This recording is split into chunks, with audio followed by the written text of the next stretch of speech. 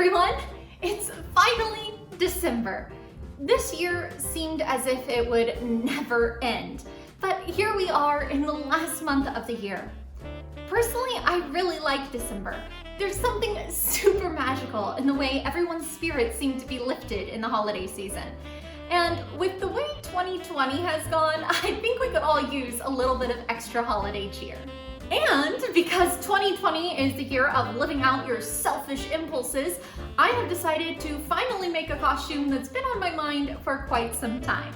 Now, as you guys may know, I spent the past 6 or 7 summers volunteering with Viz Media as one of their Sailor Guardian cosplayers.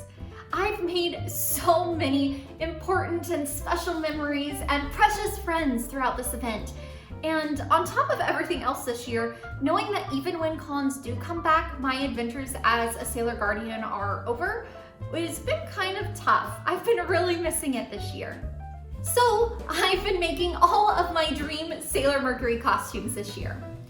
Earlier this summer, I made Princess Sailor Mercury, and now I'm going to be making the Christmas version. Like I said, 2020 is the year for doing things that we've put off for forever. So I am going to live my dreams and become a super stinking cute blue themed Santa. Let's do it.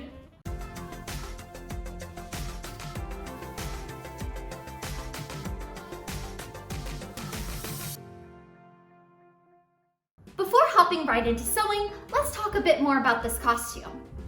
This version of Sailor Mercury was released as a petite Shara figurine in 2015. It was also featured in the Sailor Moon Drops game. And I'm pretty sure there's some vintage manga art of it somewhere, but I can't find it for the life of me. While this is a pretty classic, sexy Santa outfit, I still wanted a few more references to base my costume off of. So I turned to fellow cosplayers. Specifically, I took a look at my friend Yu Cosplay, who made this exact outfit a few years ago and is absolutely adorable in it. After taking a closer look at this costume, it can be broken down into 2 main parts, the dress and the capelet. Both are made of a beautiful bright blue velvet and have fluffy fur trim. I'm honestly really excited to be working on this costume. Like I said, it's been on my list for forever, and I think it's going to turn out really, really cute. So let's get sewing. Before we begin, let's talk a little about our materials. I've chosen materials that are really forgiving. First, this beautiful blue stretch velvet for the dress, and this fluffy sherpa for the trim. Both of these materials have a fair amount of stretch and do not fray. While this can make them a bit trickier to sew, it also means we won't need to use a zipper or a lining. Now let's cut some materials. From my velvet, I'm cutting a 3/4 circle for my skirt.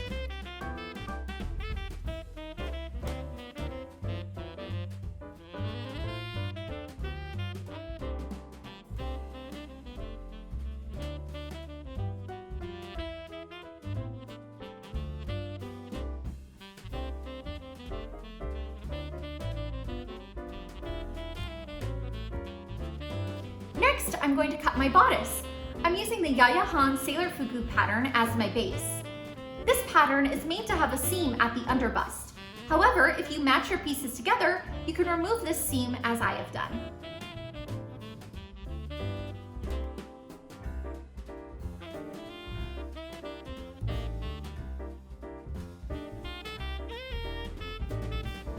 You might notice that I also cut out the panty piece of this pattern. At first, I thought that I might make this dress like a regular Sailor Guardian uniform, but in the end, I decided the panties were overkill. Now, I'm sewing together the sides and shoulders of my bodice. Since we are using a stretch material, there is no need for darts or zippers, so this is a super simple pattern.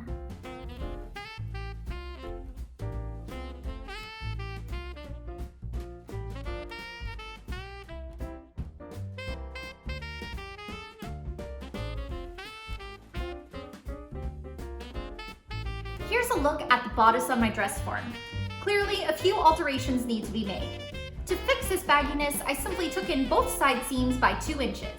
Now, the bodice fits much more snugly. Because the top of this dress is covered by a cape, I don't need to worry too much about the neck or arm size. I simply finish these by turning over the edge and stitching it into place. With our bodice finished, I'm ready to move on to the skirt. Let's stitch together the two edges of our skirt. All right, friends, time for mistake talk. Honestly, I don't even know if I would call this a mistake, more of a frustrating learning experience. When I originally planned this costume, I intended to use horsehair braid along the hem of the skirt that would be enclosed in the fluffy bias tape. Now, I thought that this would make my skirt super fluffy and really cute. When I first added the horsehair, I loved the look of it, but then I added the fur. Ugh. After consulting with a few of my friends, we determined that the fur, once folded over and stitched into place, was so thick that it acted as if a pool noodle had been added to the hem of my skirt. Clearly, this is not the look I'm going for. So after walking away for an hour or two, I came back and seam ripped off all of my fur. After that, I completely removed the horsehair. Unfortunately, the fur pretty much negated the effect that the horsehair braid would have had. So in the end, I just ditched it. But now we are back on track. Now that things are back on track, it's time to decide what to do with the hem of our skirt. Thankfully, a Sherpa like this one doesn't really fray, so I was able to simply cut the hem to the length I desired and move on.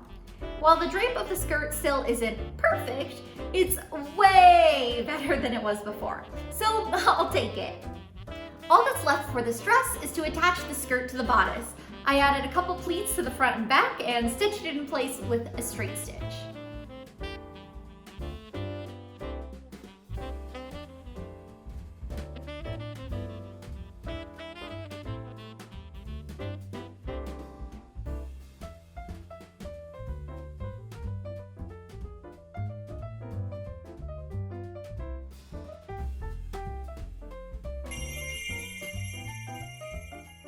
Now we can begin sewing the capelet.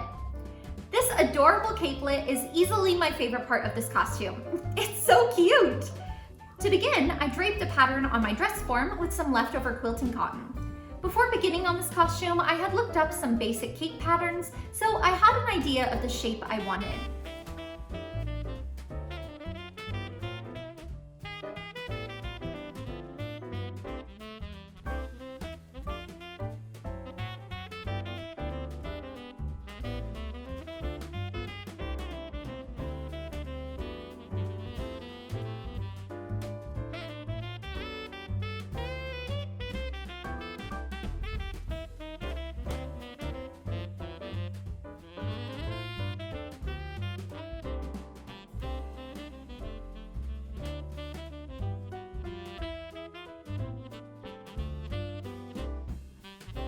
After I finished my pattern, I cut the pieces from my velvet. Here's a quick look at the shape of these pieces. Here's a quick look at the shape of these pieces. I stitched my pieces together at the shoulder with a straight stitch. Now I can add my fur trim. To make my trim, I'm cutting 5-inch wide lengths of my fur. After cutting my entire yard of fur into 5-inch wide segments, I stitched them together like you would bias tape. Sherpa stretches along the grain, so I didn't need to cut these strips on the bias. This is the same trim that I used on my skirt previously. Next, we can stitch the fur trim along the entire hem of the cape. Once it's been stitched on, I folded it over and blind stitched it to the inside of the cape by hand. While the thickness of the fur caused the same issue on the cape as it did on the skirt, I don't think it deterred from the drape of the cape like it did with the skirt, so I just left it. To finish this costume, I added a light blue bow to the front of my cape. This bow pattern was made by New Cosplay. Onto the bow, I added a blue resin brooch. This was made by Zan. I also wore my Sailor Mercury boots, a styled indigo in midnight blue from Arda Wigs, my Sailor Mercury tiara from Katia Collectibles, and a tiny blue Santa hat. Lastly, I added balls of my Sherpa to the front of my dress. Okay guys, this costume is absolutely precious. To be honest, I kind of want one in every color now. It is super duper cute. It's really comfy and soft. I just think it is so adorable. Honestly, it's probably the little hat that sets it over the top. I mean, look at this thing. How could you not like this? It's so cute. Oh, I love it. This is for sure a costume that I could see myself wearing to winter conventions or in a group with friends. And bonus, it was super easy to sew. I completed this whole costume in less than a day. Now, I've started sharing photos of this costume over on my Instagram, but if you want to see the full set, pop over to my Patreon. Also, if you join my Patreon before the end of the year, I'll be mailing you a holiday postcard. Also, this costume happens to be one of the postcard options, so if you like this look, be sure to pop over to my Patreon. I hope you guys enjoyed this video. I know that almost every anime character ever has a holiday outfit that looks a bit like this, so I hope that this can be very useful for you. If it is, let me know by leaving a comment below and giving a big thumbs up to this video. Of course, don't forget to follow my Instagram and subscribe to the channel for more cosplay content. Thank you guys so much for watching, and until next time, be sure to keep sewing, stay positive, and have fun. I'll see you later. Bye!